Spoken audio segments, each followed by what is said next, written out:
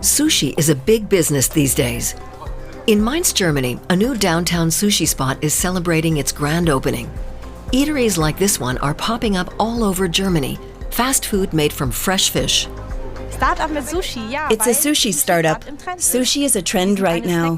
We're a generation of snackers. We grab smaller food portions throughout the day. That's why we started Sushi Grab and Go. Sushi is beloved as a healthy, low-calorie food. The fish is eaten raw, rolled with rice or simply sliced. Most common are two types of fish. We mainly use salmon and tuna because they're the most popular. Boxed sushi, a quick lunch for people who don't have time to cook at home. Salmon with avocado for my son, please. Obviously, sushi's healthier than pizza or kebab. But how true is that? And there are other questions. I'd like to know how fresh the fish really is and where it was caught. So would we. So we follow the global sushi supply chain and find massive salmon farms and remote fishing grounds where tuna, already in scarce supply, is being caught.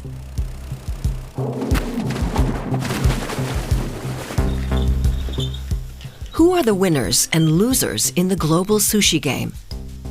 What does the rise in demand mean for the environment and for the people living where the fish are caught and farmed?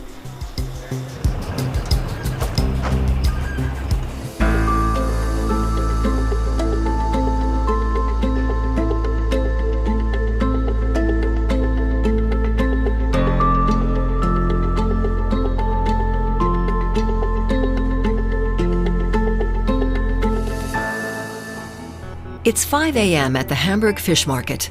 After several refusals, we finally got a yes. Importer Yin Seafood has agreed to talk to us about the sushi business. Company owner Shu-Min Yin is opening shop. He's just received a delivery of tuna. This tuna comes from Sri Lanka. We import most of it from Asia. Sri Lanka, the Maldives, the Philippines, India, Seychelles. Shu-Min moved to Germany from China over 30 years ago. Today, he imports salmon and tuna.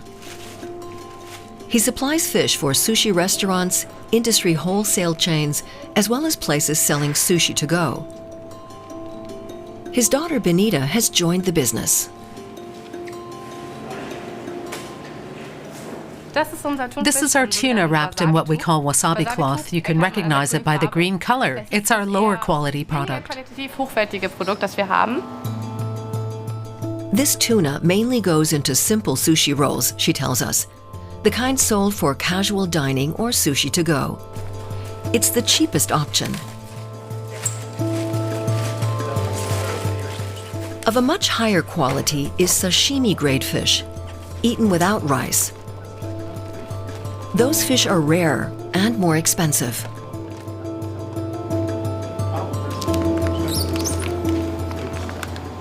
In Germany, color and texture matter most, especially for sashimi, which is pure raw fish. It shouldn't be too tough or too soft. It needs a good texture, so when you bite into it, you're getting a decent piece of fish that just tastes good. Salmon has long been a favorite in Germany, and sushi is no exception.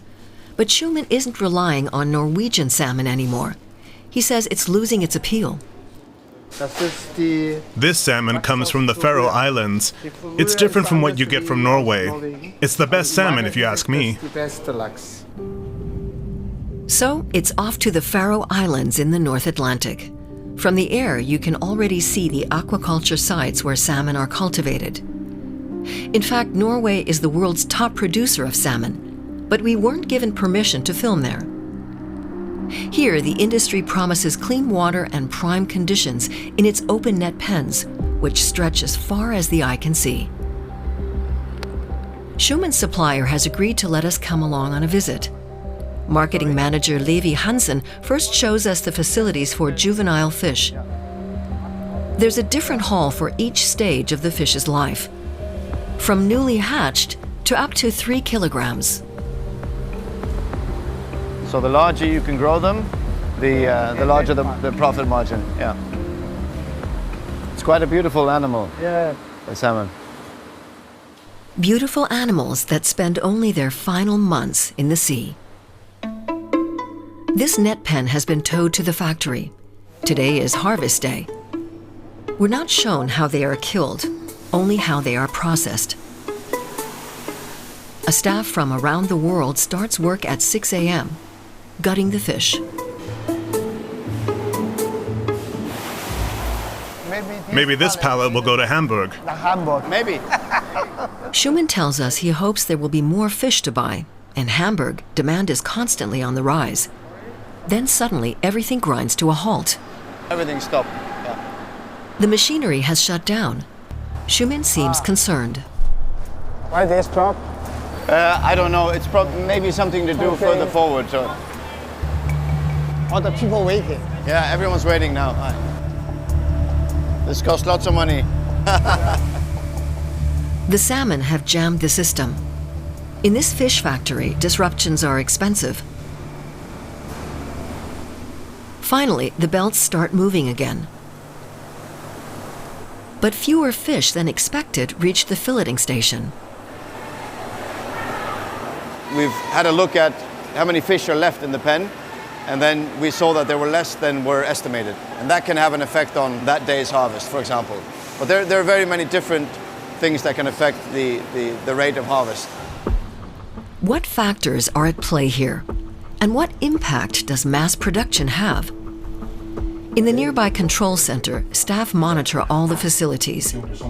They tell us about one problem that's on the rise: sea lice. The parasites literally eat away at the fish. We spot salmon jumping, which is not a good sign. They're jumping, that's mainly because of the sea lice. The sea lice? Yeah, they are going up, try to get the sea lice off. That's why they are jumping up. But sometimes there are too many, they can't get them all of it. Then we have to do something. They mix certain additives into the feed, but won't tell us what those are. Instead, we get a briefing. Levi Hansen explains that sea lice pose a major problem across the entire salmon industry and cause huge revenue losses. But he says they still have it under control here. We have a very good mortality rate compared to the rest of the industry. So our mortality rate is between 5 to 10%, something like that, on a yearly basis. The industry normally lies around 15%. In Norway, the global market leader, official data shows more than 100 million farmed salmon died prematurely in 2023. Perhaps that's part of the reason we didn't get permission to film there. In the Faroe Islands, they also hesitate before letting us film underwater. But in the end, they agree. We head out with Schumann.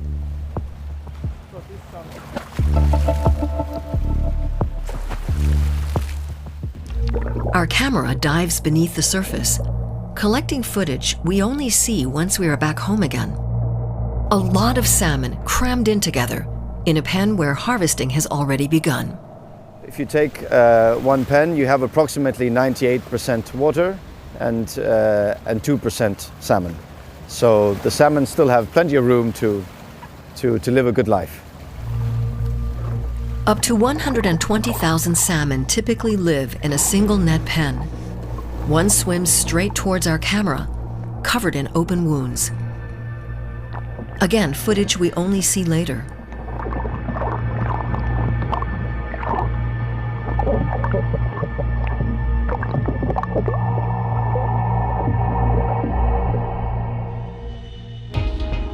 Back to Germany and Hamburg.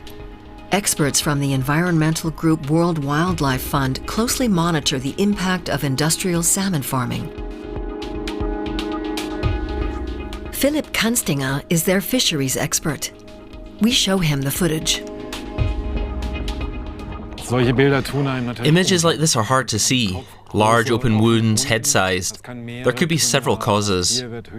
This fish likely won't live much longer. It probably had multiple collisions with the net, leading to infections that spread. You can see traces up on the dorsal fin. That likely means other fish saw it was sick and tried to drive it out of the group by biting it.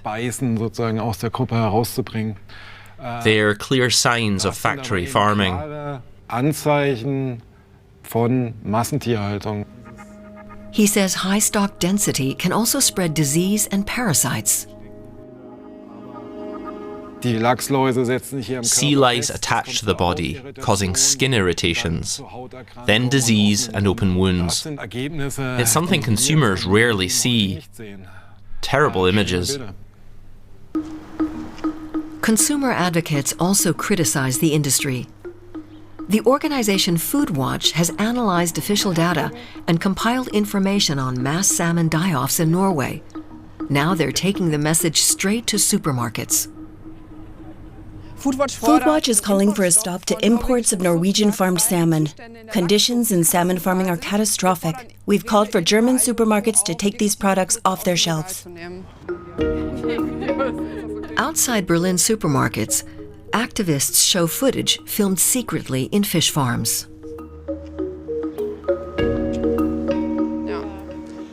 I've really never seen images like this before. What's it like seeing a sick fish like this? Awful. It really ruins your appetite. Anna-Marie Botsky wants to alert consumers. With flyers from the campaign, she and a cameraman head into a supermarket and straight to the sushi section. Food Watch says the sushi boom has increased salmon consumption even further. But fish are a delicacy and should be eaten in moderation. What do the retailers say?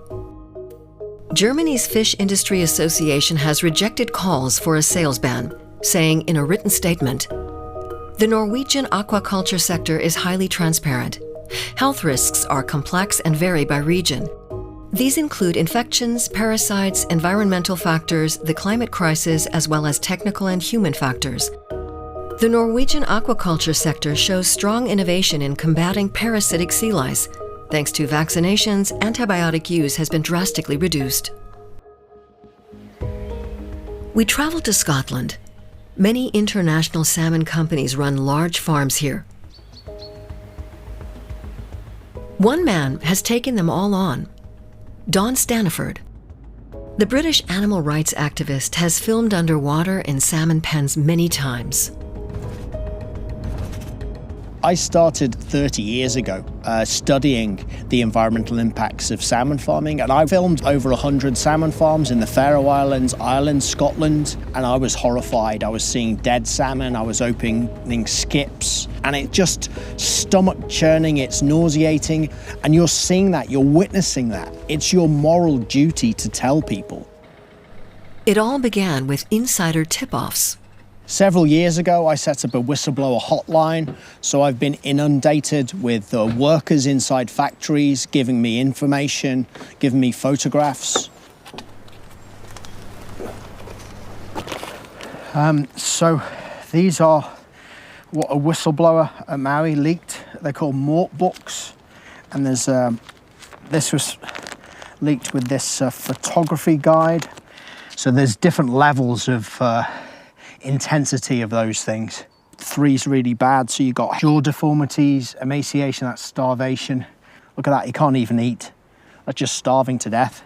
So when I got leaked this information, I thought, this is really bad. This is what the industry record.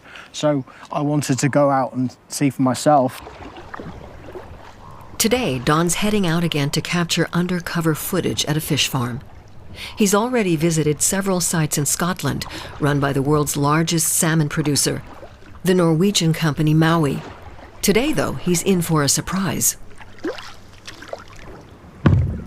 This is Locative, a Maui salmon farm, but there's no point in boarding the cage and filming inside because there's no fish. But when fish had come in, it looks like they were recently taken out, harvested out. Footage Don shot at salmon farms run by different companies shows the extent of the animals' suffering. Some fish are missing parts of their bodies. Others show severe infestations of sea lice. Wounds appear everywhere, and disease spreads easily.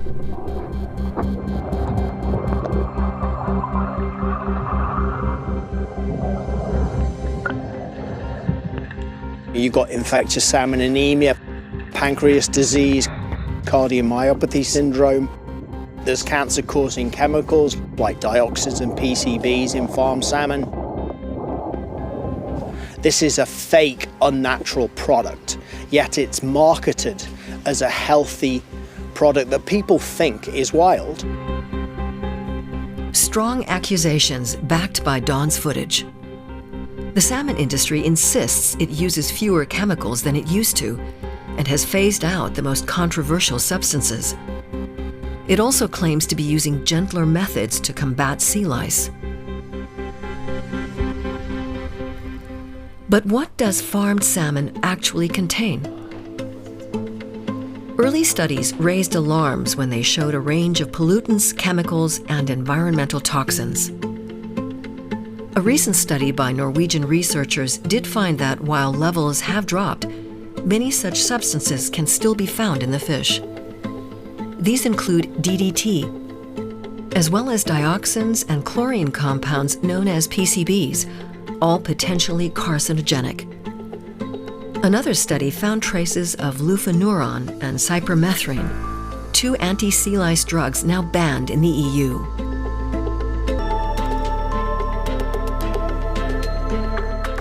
The impact on consumer health is hard to assess. Norwegian scientists have stressed that all the substances detected were in amounts below EU safety limits. A relatively new trend is supermarket sushi. Maui, the world's largest salmon producer, is one of the manufacturers.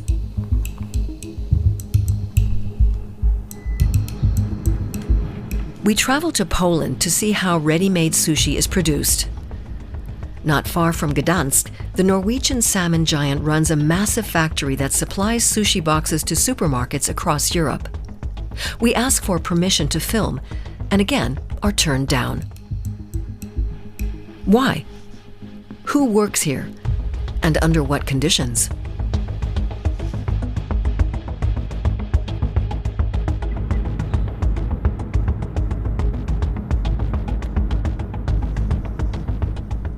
In a promotional video, Maui offers a brief glimpse. The company says the facility produces smoked salmon as well as 23 tons of ready-made sushi a day. That's roughly 115,000 sushi boxes. Not everyone in the region is a fan. We visit a small smoked salmon store run by Kazimierz Dobczycki. Once a fisherman himself, he believes farmed salmon is driving the profession into extinction.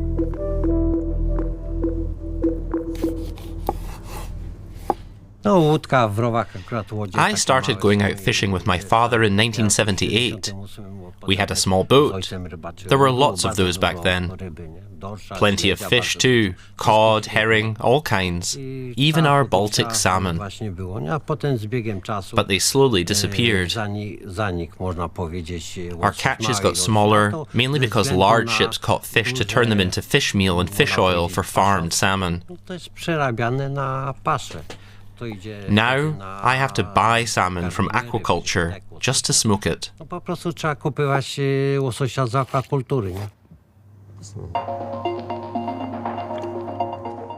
What does Maui have to say? Has the use of marine fish as feed contributed to overfishing? The company doesn't respond to our questions. According to Maui's website, some 4,000 people work at the factory. Many, we hear, come from poorer countries in Asia and South America. At first, no one wants to speak with us. A few live in a nearby boarding house. One of them is David from Colombia. After some hesitation, he agrees to talk about his job. A recruitment agency brought him here. He earns just over 1,000 euros a month, but pays 200 of that in rent for a room he shares with a co-worker. My actual monthly salary is higher than what they pay out, but the agency keeps a portion. And in the beginning, they didn't charge me for placing me here. You know how much they keep? I think about 20 to 25%. I'm not exactly sure. He also describes cases where recruiters took money up front and then allegedly cheated their clients. There's a big problem with recruitment agencies. They lure people here who then don't get jobs. These agencies only think about their own profit. Then they leave people without documents or residency papers.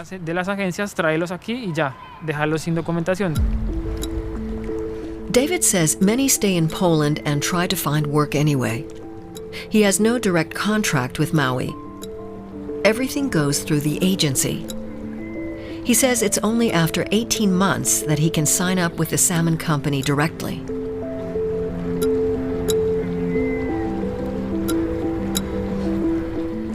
We ask Maui whether it knows about these recruitment practices and get no reply.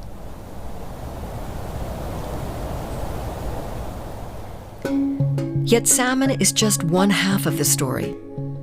Tuna is the other, maguro in Japanese. Unlike salmon, tuna has long been part of traditional sushi. It's not farmed, it comes straight from the ocean. That too is a growing problem. Back in Hamburg at Yin Seafood, Schumann began importing large yellowfin tuna for the sushi business around 25 years ago. His daughter Benita says that's getting harder. We can already see the effects of climate change. The water is getting warmer, which means fewer fish. We've noticed it, especially with India. Fishermen say they're not catching anything anymore. That's a huge problem. We even joke, sadly, that one day we'll be catching tuna in Hamburg because it keeps getting warmer. We travel to Sri Lanka, one of the fishing grounds for the tuna used in German sushi. We want to know how climate change is contributing to declining stocks and what role rising demand is playing. So we head to the port of Negombo, where a shipment of tuna has just arrived. The buyer, Schumann Yin. He's agreed to introduce us to one of his suppliers, and we meet him there.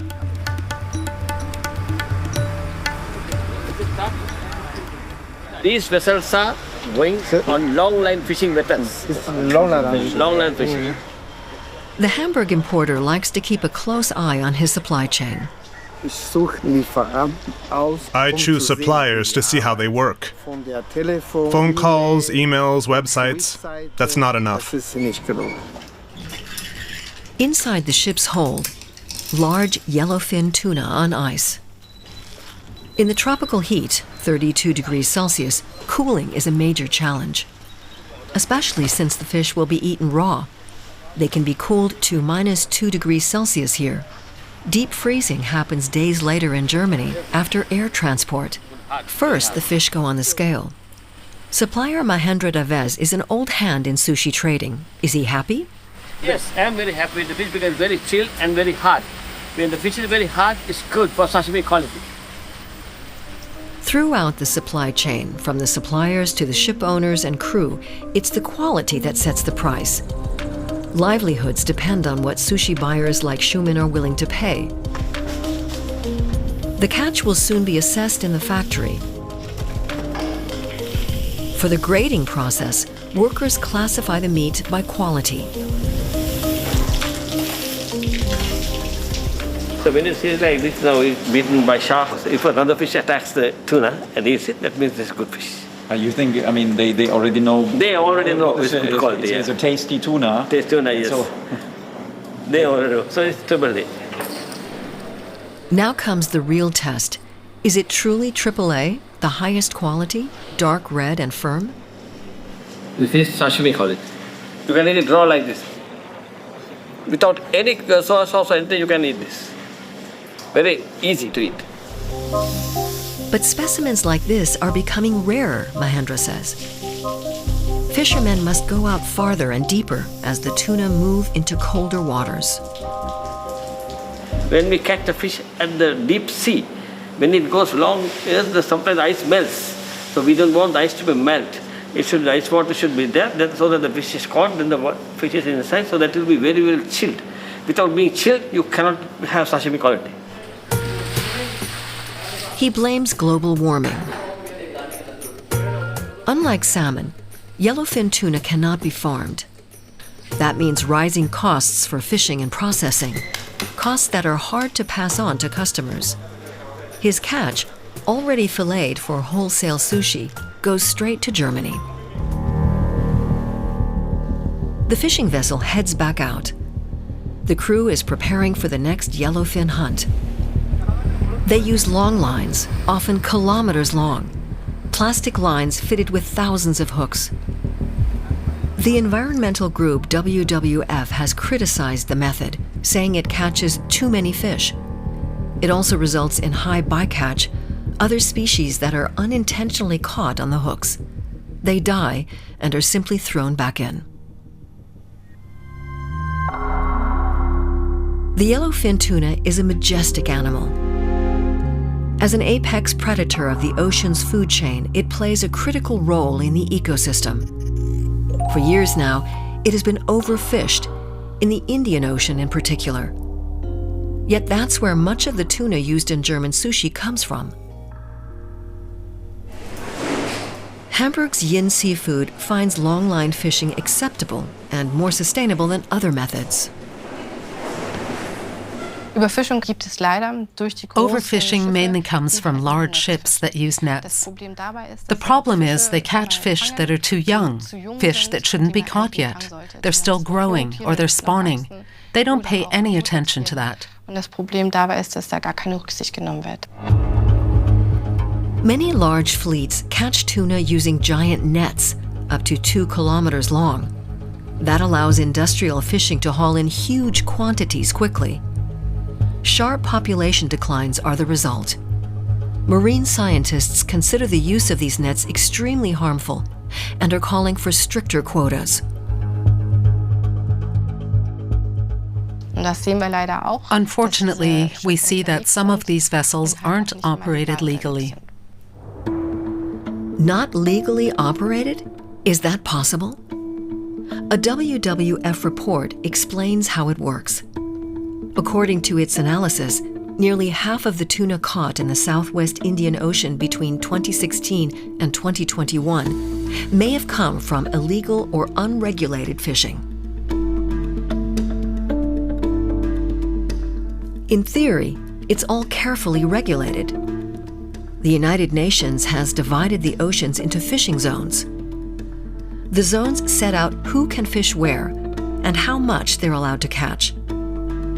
The same goes for the Indian Ocean, where most of the tuna used in German sushi comes from.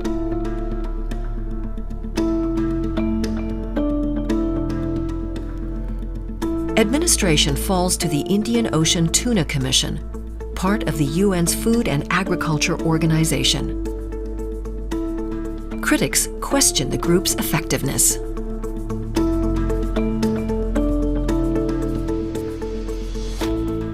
In London, we meet an expert who studies that commission's work. George Duncan Jones of the Blue Marine Foundation. He says illegal fishing is only part of the problem. Pretty much all the fishing that we're talking about right now is entirely legal. This is fishing that is recognized by the Indian Ocean Tuna Commission as taking place. The problem is that there's just too much of it going on. The scientists say catch X amount, and instead X plus several 100,000 tons is what's actually being caught across all the tuna species. Within that, then, there's some fishing going on which is literally illegal. For example, it would be illegal to fish in the waters of a country if you didn't have a license to be there. And if vessels want to fish in a country's waters but turn off their satellite tracking system, then it's very difficult to know that they're there. During large tuna catches far out at sea, It's like the Wild West. Brute strength prevails. And the international fisheries observers sent to enforce the rules often don't stand a chance. This is an extremely dangerous and lonely job, where typically you'll be on a boat for a long period of time, far out at sea, and there'll be one of you dealing with a crew of 10, 15, 20, 30 people who have an interest in you going along with whatever they're doing. So maybe you might be bribed, maybe you might be threatened, and sometimes observers die or disappear at sea. Another stop in London to look for answers to another question.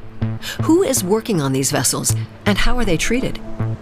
The human rights organization EJF, the Environmental Justice Foundation, has been investigating. Steve Trent and his team have spent years researching. They uncovered situations nearly equivalent to slavery. That was also on vessels operating in the Indian Ocean, mostly owned by Chinese companies. They interviewed crew members, often Indonesian sailors, and analyzed video footage. What they found? Shocking evidence of exploitation and violence. On Chinese vessels, there's no such thing as rest. If we didn't work, we weren't fed. We sometimes worked 18 to 19 hours. When it was a big catch, we could work up to 22 hours straight.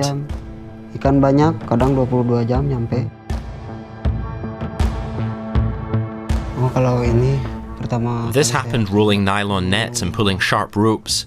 I wasn't allowed to wear gloves. The supervisor forbade it. Sailors also report beatings and violence.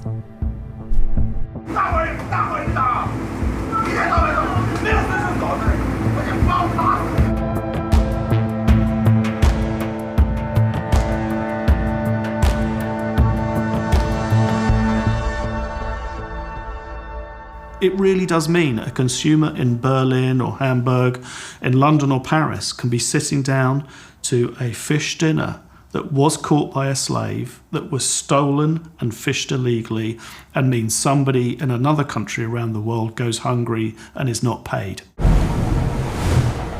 Even in heavy storms, work goes on. The footage shows the full scale of the exploitation. Officially, these Chinese vessels are fishing for tuna. But sailors say they also illegally catch endangered species. Crews cut off the fins of sharks to sell them at high prices, then dump the animals back into the sea. I've had some fish buyers from major corporations come to me and say, we know this is going on, we're just not acting on it. So I think now's the time to stand up. So we're not imprisoning people on fishing vessels to provide for our cheap seafood. We're not stealing from poorer nations to provide for our marketplace, and we are not allowing the decline of global fisheries, which ultimately underpins the well-being, the food security, livelihoods for about 3 billion people on our planet. We've traveled to southern India and the state of Kerala. We want to talk to the small local fishermen who compete with large-scale operations, including those fishing legally. What strikes us immediately, the massive port being built for export trade. We find a fish processing plant that exports tuna to Germany. They allow us to film.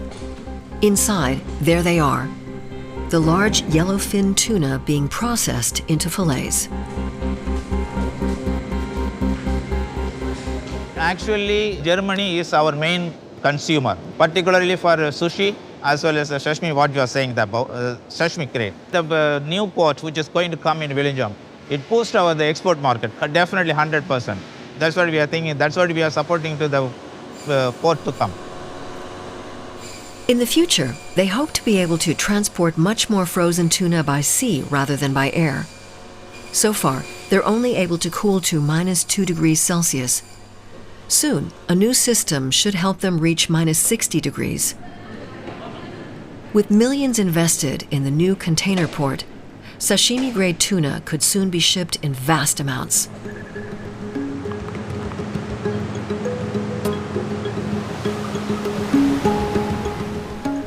the coast, we meet Marcos Faroes.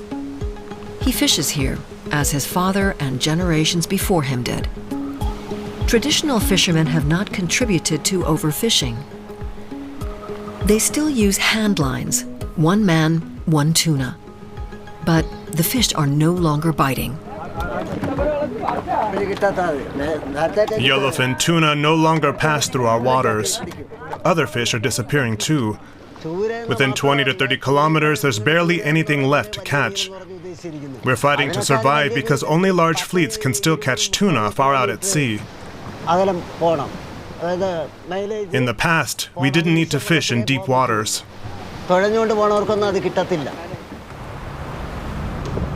The fishermen are critical of the new container port, not just because it will export even more of the fish they are struggling to catch. They say construction, dredging, and breakwaters have dramatically changed the coastal currents. As a result, many places are becoming uninhabitable. Indian scientists have called the link plausible.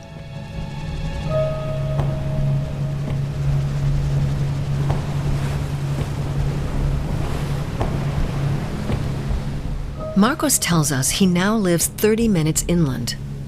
We go to visit him. About 30 displaced fishing families live here in a run-down warehouse, without running water or sanitary facilities. Marcos has lived here in a makeshift wooden shelter for a year and a half, along with his wife and 28-year-old son, also a fisherman.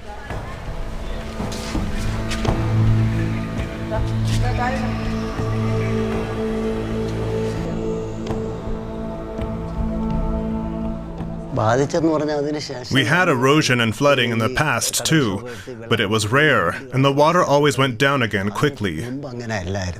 Now it stays, and the waves keep getting stronger. I blame the large breakwaters from the new container port. It's why we keep losing more homes.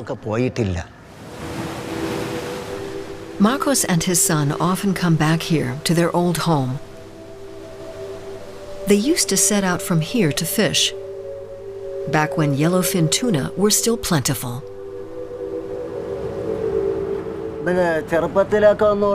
It's painful to see our old house like this. We invested everything we had, but it was all in vain. Now all our hopes are buried here. It breaks my heart. The exporter supplying tuna for German sushi sees things differently. Economy-wise, for the country it's very good, excellent. But at the same time, we have taken care of the people because they are the ones staying for so many years. They are going to leave their property, their places and all these things. The government should take care of that one also. For that, government is supposed to be involved in that and they have to give the full support to them.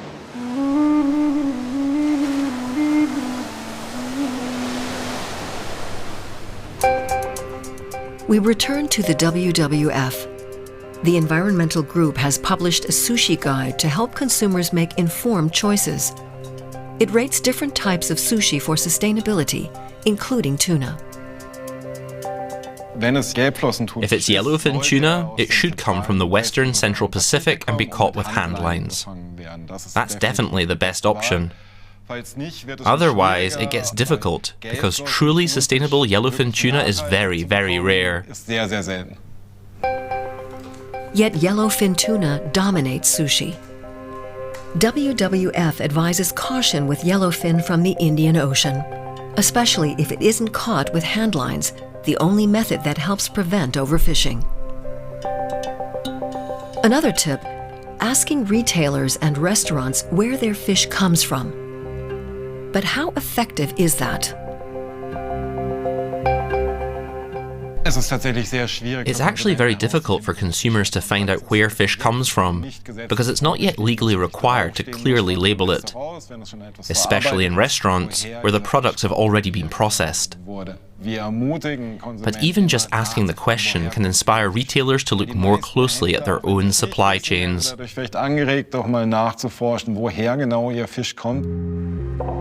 There are now alternatives to traditional sushi.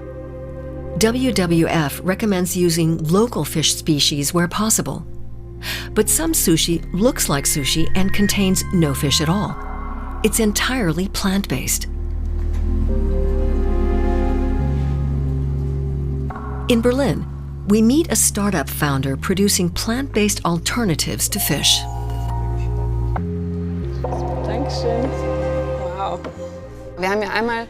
Here we have a version of canned tuna with avocado and cucumber. Then we have salmon in a raw sashimi style. They have completely different ingredients. The tuna is made with seaweed and the salmon with tapioca starch. People are just starting to discover this and realizing it can taste really good. It's healthy too. For example, the tuna alternative uses seaweed, which provides natural omega-3 fatty acids, minerals like iodine, and plenty of fiber. So what does the future of sushi look like? How much fish can we eat and how often? Opinions diverge. On Poland's Baltic coast, Kazimierz Dobczycki looks out across the sea with concern. I wish I could still fish and prepare wild Baltic salmon today. It was the best of what nature gave us here. What's left is big business, hunting more and more money. But that mustn't be your only goal. My father taught me, respect the fish, and the fish will respect you. The beautiful Baltic. Today it's like a desert. They simply fished it empty. The global appetite for sushi comes at a cost. One often paid in the countries where the fish are sourced. Aggressive fishing methods, overfishing, industrial farming, and animal suffering are all part of it. Like so many business booms, this one creates winners and losers. And both nature and human beings are paying the price.